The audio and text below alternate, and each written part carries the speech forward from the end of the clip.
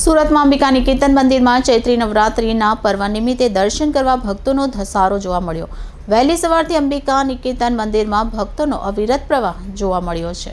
હિન્દુ સંસ્કૃતિમાં ચૈત્રી નવરાત્રિનું ખૂબ ધાર્મિક મહત્વ છે। ચૈત્રી નવરાત્રિ ચૈત્ર મહિનાના શુક્લ પક્ષની પ્રતિપદા તિથિથી શરૂ થાય છે। આ દિવસે હિન્દુ નવા વર્ષનો પ્રારંભ પણ થાય છે।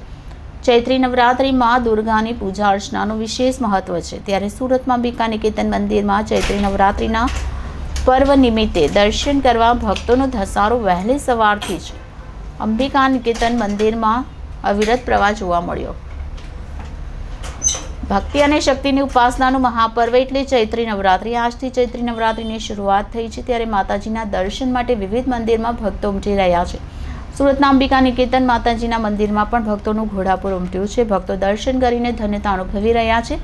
ચૈત્રી નવરાત્રિના પર્વને લઈ 9 દિવસ સુધી હવન યજ્ઞ સહિતના કાર્યક્રમની મંદિરમાં ઝાંખી જોવા મળશે। પાલી પોઈન્ટ સ્થિત પ્રસિદ્ધ અંબિકા નિકેતન મંદિરમાં સવારથી દર્શન માટે ભક્તોનો ધસારો જોવા મળ્યો હતો। દેવી ભગવતીને સુંદર શૃંગાર કરાયો હતો।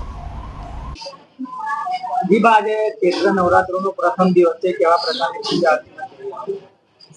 જય માતાજી। ચંદ્રિકાબેન મકવાણા, અંબિકા નિકેતનની અધ્યક્ષ। આજે ચૈત્ર નવરાત્ર હોવાથી માની પૂજા કરવામાં અને સ્થાપન કરીએ છીએ, ઘટ સ્થાપનનું, અને 9 દિવસની એની આરાધના થઈ છે।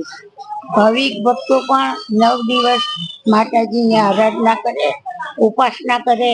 માં આ ચૈત્ર નવરાત્રમાં ઉપાસનાનું મહિમા વધારે છે, અને માની આંગણે આવેલો આશીર્વાદ લઈ બાળકો ઉપાસના કરે ને માને આંગણે આવેલો બાળક કદી નિરાશ થતો નથી। માને ફૂલની પાંખડી ચડાવે એ સેવાના કાર્યમાં ચાલે છે। માની પૂજાથી એ લોકોનું આરોગ્ય, બાળકોને સારા સંસ્કાર, રીતિ સિદ્ધિ મળે। 6 મહિના પછી માસો નવરાત્રમાં પણ માં એમની મનોકામના પૂર્ણ કરે છે। સવારે ભાવિક ભક્તોનો 6 વાગ્યાથી ધસારો છે।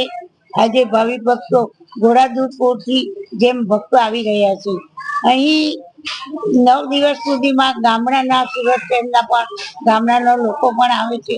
કોઈ ચાલતા આવે છે, કોઈ ઘણે ભાગે ચાલતા વધારે આવે છે ભક્તોનો। અહીં અમે લોકોએ રેલિંગ બનાવી છે અને ઠંડા પાણીની વ્યવસ્થા કરવામાં આવી છે। માતાજીનો ભવ્ય શણગાર કરવામાં આવ્યો છે। રોજ માતાજીનો ભવ્ય શણગાર થશે ને 9મે દિવસે માતાજીની પૂર્ણાવતી હોય છે।